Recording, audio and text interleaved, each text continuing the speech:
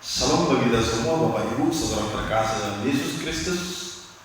Pada minggu siang hari ini kita akan kembali merenungkan kebenaran firman Tuhan, sebagaimana saat ini adalah hari yang ditetapkan Tuhan bagi kita.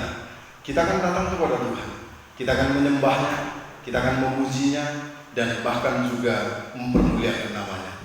Dan hari ini kita tahu bahwa kondisi dan situasi yang terjadi di seluruh dunia dan bahkan di Indonesia mengajak kita untuk semakin bertekun di hadapannya. Oleh karena itu, dimanapun kita berada pada saat hari ini, mari ambil bagian, ambil waktu untuk duduk sejenak, untuk datang kepada Tuhan. Kita akan beribadah kepadanya dan mendengarkan firman-Nya. Sebelum kita akan mendengarkan firman-Nya, mari kita terlebih dahulu berdoa. Bapa di sorga, kami sangat bersyukur Tuhan buat pada siang hari ini, dan tak henti-hentinya kami terus ingin memuji dan memuliakan nama Tuhan oleh karena kebesaran dan kuasa perkasa-Mu yang Tuhan telah tunjukkan kepada kami. Oleh karena itu Tuhan, kami sebagai pengikut-Mu, kami akan datang kepada Engkau untuk mendengarkan firman-Mu, karena di dalam kebenaran firman-Mu lah kami akan hidup dan memperoleh kemenangan. Ajari kami untuk mau semakin taat kepada akan kebenaran firman-Mu dan mau mendengarkan serta menerima firman-Mu, sehingga ketika kami mendengarkan firman-Mu akan ada kemenangan demi kemenangan bagi kami. Terpuji termulia nama-Mu ya Tuhan. Kami siap untuk mendengarkan firman-Mu dalam Kristus Yesus. Amin. Bapak Ibu saudara terkasih dalam Yesus Kristus, hari ini kita akan merenungkan Quran firman Tuhan. Dan tema yang kita buat, yang saya buat, yaitu kuasa kebangkitan Kristus. Kuasa kebangkitan Kristus yang terambil dari 1 Korintus 15 ayat 29 sampai dengan ayat yang ke-34. Saya akan bacakan, demikian bunyinya. Jika tidak demikian, apakah faedahnya perbuatan orang-orang yang dibaptis sebagai orang mati? Kalau orang mati sama sekali tidak dibangkitkan, mengapa mereka mau dibaptis sebagai orang-orang telah meninggal? Dan kami juga, mengapakah kami setia saat membawa diri kami ke dalam bahaya? Saudara-saudara, tiap-tiap hari aku berhadapan dengan maut, demi kebanggaanku akan kamu dalam Kristus Yesus Tuhan kita. Aku katakan bahwa hal ini benar. Kalau hanya berdasarkan pertimbangan-pertimbangan manusia saja aku telah berjuang melawan binatang buat di Efesus, apakah gunanya hal itu bagiku? Jika orang mati tidak dibangkitkan, maka marilah kita makan dan minum, sebab besok kita akan mati. Janganlah kamu sesat. Pergaulan yang buruk merusak kebiasaan yang baik. Sadarlah kembali sebaik-baiknya dan jangan berbuat dosa lagi. Ada di antara kamu yang tidak mengenal Allah. Hal ini kukatakan supaya kamu merasa malu. Demikian pembacaan firman Tuhan. Bapak Ibu saudara terkasih dalam Yesus Kristus, pengharapan hidup orang Kristen itu tergantung mutlak hanya kepada kebangkitan Kristus Yesus. Bila Yesus tidak bangkit, maka itu hanya cerita saja, sama seperti seorang pahlawan yang berjuang di medan pertempuran dan hanya gugur di medan pertempuran saja. Maka sehebat-hebatnya para pahlawan kita, maka dia tidak akan pernah dapat membawa hidup kita, memimpin hidup kita sampai kepada kekekalan, sampai kepada keselamatan. Karena apa? Karena manusia membutuhkan juru selamat. Tapi Bapak Ibu, kenyataannya bahwa Yesus Kristus itu bangkit dan hidup. Kebangkitannya ini merupakan bukti sejarah yang tiada bandingnya, tiada taranya, dan hidup sampai selama-lamanya. Dan bahkan dia memerintah kita untuk selama-lamanya melalui rohnya dan bahkan firman-Nya. Dan dia juga senantiasa mendengarkan setiap seruan kita, mendengarkan setiap doa-doa kita. Dan bahkan kebangkitannya ini memberikan kita kemenangan.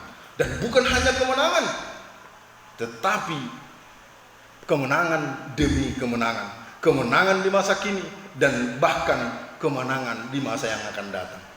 Bapak Ibu saudara terkasih dalam Yesus Kristus, Rasul Paulus juga pernah berkata, andai kata Kristus tidak dibangkitkan, maka sia-sialah pemberitaan kami dan sia-sialah kepercayaan kamu, seperti yang tertulis dalam 1 Korintus 15 ayat 14.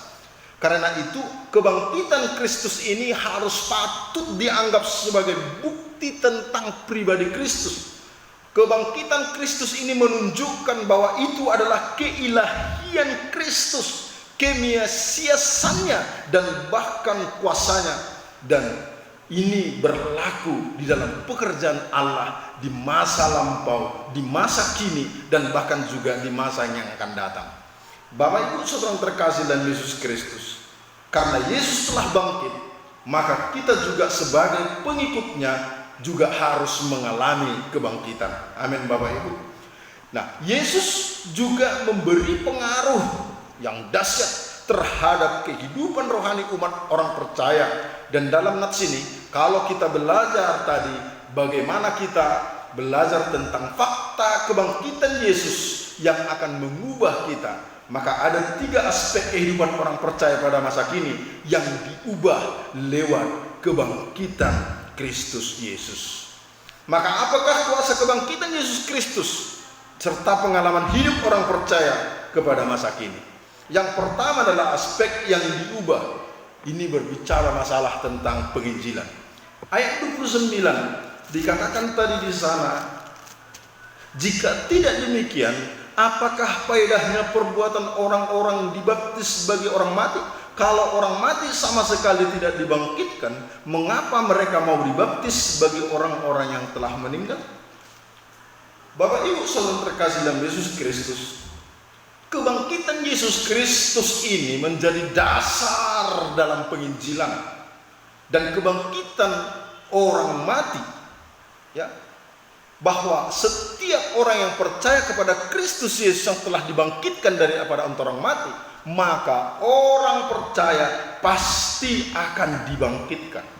Maka jika Kristus tidak dibangkitkan, kabar Injil itu akan menjadi sia-sia dan bahkan akan menjadi bohong belaka.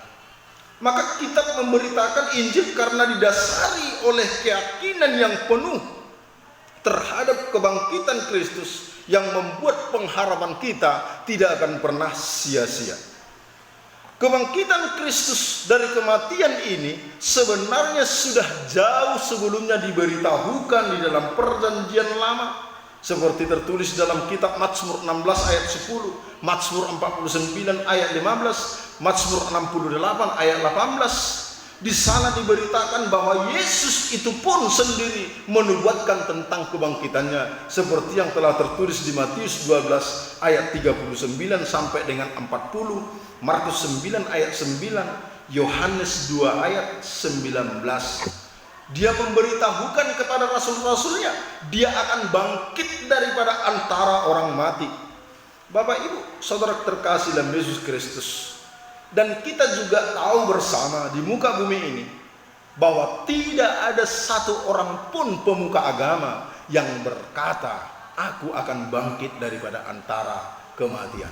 Kalau kita banyak belajar kitab-kitab sejarah, banyak kita belajar buku-buku yang lain yang mungkin boleh kita melihat bagaimana pendiri-pendiri agama yang telah berdiri di dunia ini, kata mereka tidak pernah mengatakan aku akan bangkit daripada antara kematian. Bapak Ibu, tetapi Yesus Kristus ini sangat-sangat yakin mengatakan kepada rasulnya, kepada muridnya, dia akan bangkit dari kematian. Karena apa? Karena dialah sebenarnya si penguasa hidup, si penguasa kematian, dan dia tidak pernah dikuasai oleh kematian itu, tapi dia dapat menguasainya. Oleh karena itu, inilah pemberitaan tentang kebangkitan Kristus ini harus menjadi porsi yang sangat berharga, dan ini akan terus menerus kita ingat sampai selama-lamanya, dan ini akan membuat kita tidak akan pernah memiliki rasa khawatir. Dan kebangkitan Kristus ini tidak akan pernah membuat kehidupan kita akan curiga dengan masa yang akan datang. Karena Kristus telah bangkit, maka kita juga akan dibangkitkan. Amin Bapak Ibu. Bapak Ibu saudara terkasih dalam Yesus Kristus, kita tadi telah membaca di ayat 29 tadi, jika tidak demikian, apakah faedahnya perbuatan orang-orang dibaptis bagi orang mati? Ini istilah dibaptis bagi orang mati. Ini bukan berarti orang mati itu dibaptis lagi. Tetapi Paulus ingin menekankan, ini mengindikasikan bahwa baptisan di sini adalah untuk kepentingan teman-teman yang telah mati, yang sudah mati sebelum mereka dibaptis. Tetapi mereka percaya kepada Kristus Yesus, mereka juga akan memperoleh keselamatan. Sama seperti seorang penjahat yang disalibkan bersama dengan Yesus pada penyaliban itu. Penjahat itu tidak dibaptis, tapi karena dia percaya kepada Kristus Yesus, maka si penjahat itu memperoleh jaminan bersama Yesus di Firdausnya. Bapak Ibu Saudara terkasih dalam Yesus Kristus, baptisan hanya sebagai tanda pertobatan dan sebagai proklamasi atau memproklamasikan kepada khalayak ramai karena dia telah selamat dan telah bertobat, dan maka sebagai pengikut Kristus layak untuk boleh memproklamasikan dirinya, saya telah bertobat. Jadi baptisan itu bukan untuk memperoleh keselamatan, tetapi orang-orang yang menunjukkan dia sudah percaya kepada Kristus Yesus, maka itu akan diproklamarkan. Nah, pada hakikatnya bahwa baptisan itu tidak menyelamatkan, karena keselamatan adalah hal bersifat pribadi, itu tidak dapat diwakilkan. Karena keselamatan itu hanya berlaku terhadap orang yang masih hidup dan percaya kepada Kristus Yesus sebagai Tuhan dan Juru Selamat kita. Bapak Ibu Saudara terkasih dalam Yesus Kristus, maka yang sesungguhnya penginjilan ini harus dan seharusnya menjadi gaya hidup dan ciri umat Tuhan. Kenapa Bapak Ibu? Karena dunia ini memerlukan kabar baik. Karena dunia ini selalu memang membutuhkan kabar baik, dan mereka terus mencari supaya mereka dapat diselamatkan. Tapi tragisnya, dunia tidak menemukan kabar baik dari manapun.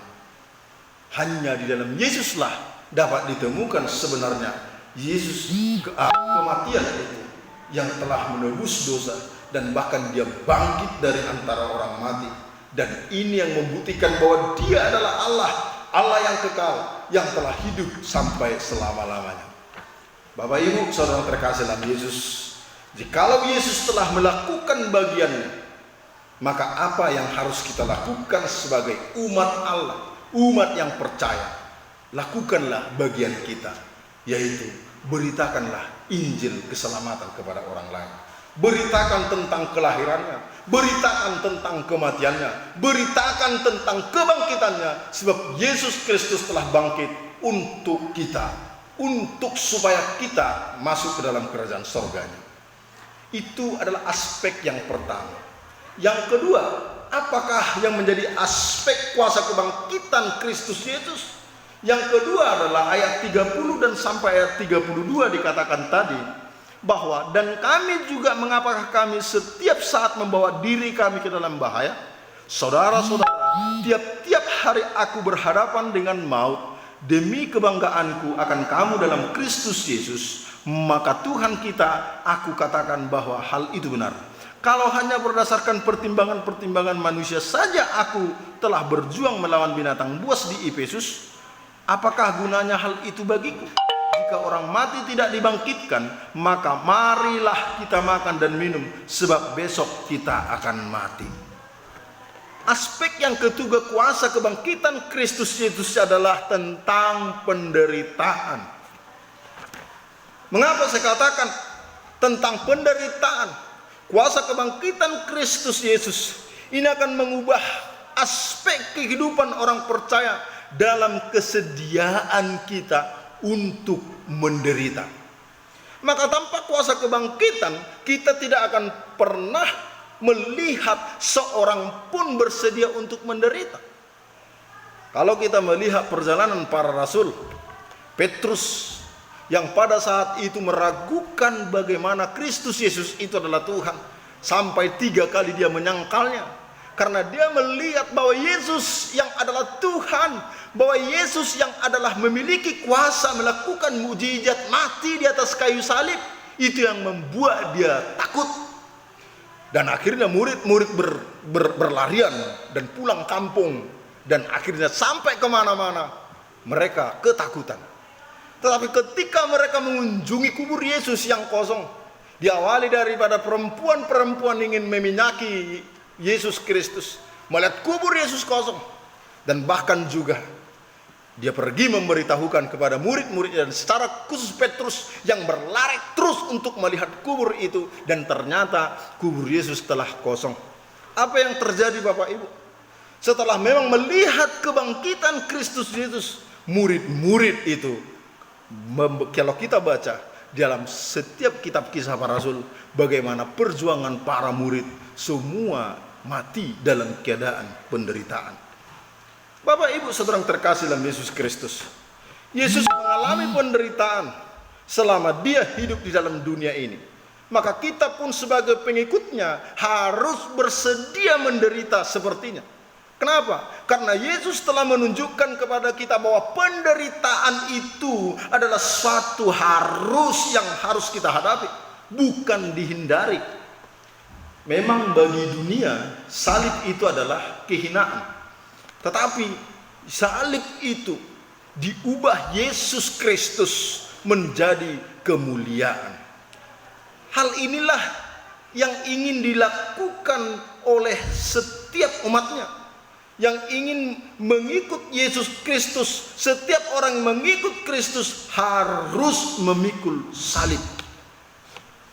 Bapak Ibu, Yesus telah mengingatkan para pengikutnya bahwa dalam dunia kamu akan menderita, seperti tertulis dalam Yohanes 16 ayat 33. Dan bahkan juga Rasul Paulus juga berkata bahwa untuk masuk ke dalam kerajaan Allah, kita harus mengalami banyak sengsara. Bukan berarti kita harus diputuskan untuk hidup menderita dan menolak segala bentuk materi atau lahiriah. Tetapi penderitaan adalah konsekuensi beriman kepada Kristus Yesus, dan ini harus perlu disikapi dengan cara sukacita.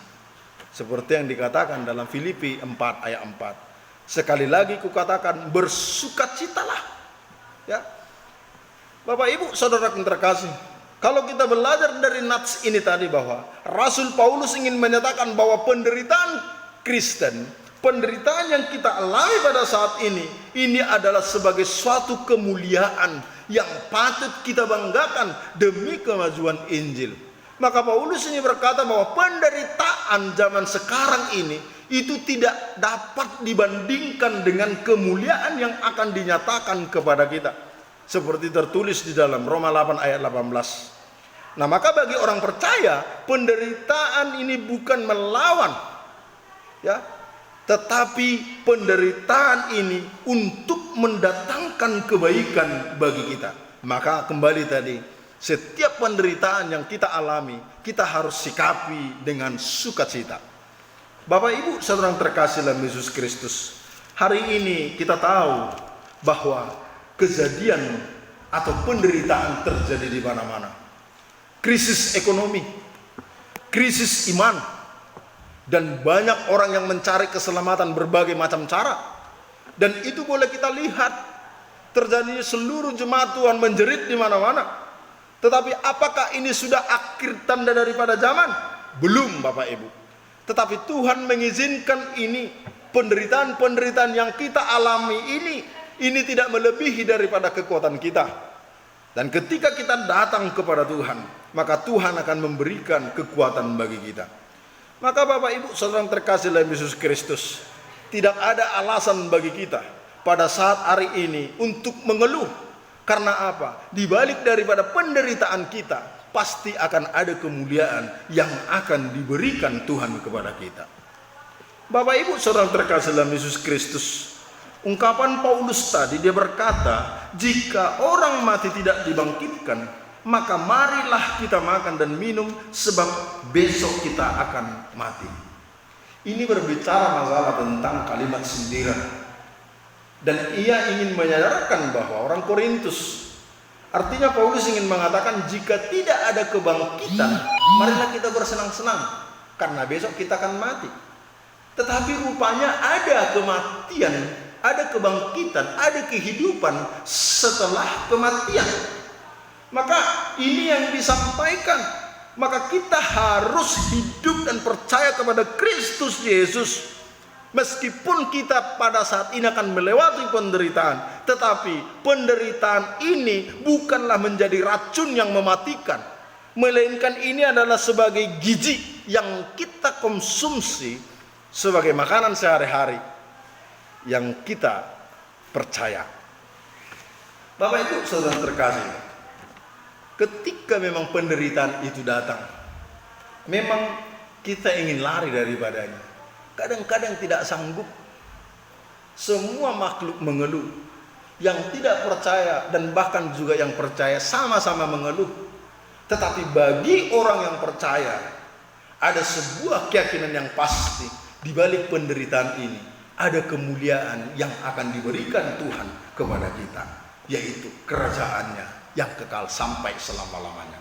Maka orang yang siap bersedia, dia akan menggapai, dia akan mencapai tujuannya, yaitu sampai kepada kerajaan. Nah Bapak Ibu Saudara terkasih dalam Yesus Kristus, maka berbahagialah kamu yang menderita, karena engkau yang punya kerajaan sorga. Kebahagiaan itu harus didasari dengan penderitaan. Tidak ada dasar kebahagiaan tanpa didasari dengan penderitaan. Maka orang yang menderita, siap-siaplah untuk bahagia. Orang yang tidak pernah menderita, ya harus mau menderita. Karena itu adalah jalan proses untuk menggapai penderitaan. Bukan berarti hidup kita terus ditakdirkan dalam penderitaan. Tapi setiap makhluk pasti akan menderita. Hanya bagaimana cara hidup kita menyikapi hidup ini untuk hidup lebih baik, tidak jatuh ke dalam dosa, dan kita terus berharap kepada Tuhan. Nah maka oleh karena itu aspek yang ketiga, ayat 33 sampai dengan ayat 34 dikatakan di sana, janganlah kamu sesat, pergaulan yang buruk merusakkan kebiasaan yang baik, sadarlah kembali sebaik-baiknya, dan jangan berbuat dosa lagi. Ada di antara kamu yang tidak mengenal Allah, hal ini kukatakan supaya kamu merasa malu. Aspek yang ketiga daripada kuasa kebangkitan Kristus adalah Paulus ingin mengatakan, dan saya simpulkan, aspek pemisahan. Fakta ketiga ini, kuasa kebangkitan yang mengubah kehidupan orang percaya adalah pemisahan diri dari dosa. Kematian dan kebangkitan Kristus ini sudah kita pahami bahwa ini mematahkan kutuk dosa. Hal itulah yang membuat kita untuk tidak sudi sebenarnya hidup dalam dosa. Meskipun masih ada indikasi bisa berdosa. Tetapi karena belenggu dosa itu telah dipatahkan, maka kita pasti bisa memisahkan diri dari dosa. Amin Bapak Ibu. Kita pasti bisa. Persis seperti Yusuf ketika dia dijual saudara-saudaranya dan akhirnya dijadikan menjadi budak Potifar. Dan akhirnya istri Potifar melihat paras Yusuf yang begitu ganteng, dan istri Potifar ingin memperbudaknya dan ingin memperkosanya. Tetapi apa yang dilakukan oleh Yusuf? Yusuf dipimpin oleh roh. Dia takut akan Tuhan. Dia tahu bahwa dia bisa melawan tipu muslihat si iblis, dan akhirnya dia lari daripada dosa itu. Dan akhirnya dosa itu tidak membelenggu hidupnya karena dia hidup dengan Allah. Nah Bapak Ibu Saudara yang terkasih dalam Yesus Kristus, di dalam penulisan Paulus ini tadi bahwa tampaknya ada beberapa jemaat Tuhan di Korintus ini yang hidup di dalam, yang sudah percaya di dalam Tuhan, tidak mau berpisah dengan dosa. Maka ini besar kemungkinan karena masih bergaul dengan orang-orang yang masih telah dipengaruhi oleh ajaran-ajaran sesat seperti yang dikatakan dalam ayat 39. Dan akhirnya mereka mengenal Allah, bukan Allah yang benar, tetapi Allah yang salah. Dan bahkan juga tragisnya mereka tidak merasa malu dengan kebodohan mereka yang menyesatkan itu, seperti yang dikatakan dalam ayat 34 tadi. Maka Paulus menyerukan, jangan kamu sesat, sebagai maksud untuk menyadarkan mereka semua dan sekaligus menjadi peringatan yang perlu mendapat perhatian mereka. Bapak Ibu saudara yang terkasih dalam Yesus Kristus, ini sering terjadi juga di dalam kehidupan kekristenan. Ada lagu mengatakan, Kristenau hape hutodong dalan hamagoani. Hari ini dia bertobat, besok dia kumat. Dan sering ini disebut dengan Kristen tomat, sebentar tobat, sebentar kumat. Setiap hari Minggu dia rajin datang memuji Tuhan, mengangkat tangan menyembah Tuhan, bahkan bercucuran air matanya untuk menyembah Tuhan. Tetapi pulang daripada gereja, sifat aslinya terlihat lagi. Bukan seperti itu. Itu adalah umat yang bodoh, pengenalannya tentang Allah tidak benar, sehingga hidupnya terus dikuasai oleh dosa. Inilah yang digambarkan Paulus kepada jemaat Korintus pada saat itu. Ada beberapa jemaat yang masih berlaku seperti karena pengenalan mereka tentang Allah tidak benar, tidak baik. Maka Bapak Ibu, dalam surat Paulus ini tunjukkan bahwa dia ingin memberikan solusi praktis tentang perihal pemisahan dosa dari segala bentuk hidup dalam kedagingan. Maka dikatakan dalam Galatia 5 ayat 16, hiduplah engkau di dalam roh. Hiduplah engkau dipimpin oleh roh, maka hidupmu tidak akan pernah dipimpin oleh daging. Maka Bapak Ibu saudaraku yang terkasih, jikalau kita hidup dipimpin oleh roh, mustahil kita akan dipimpin oleh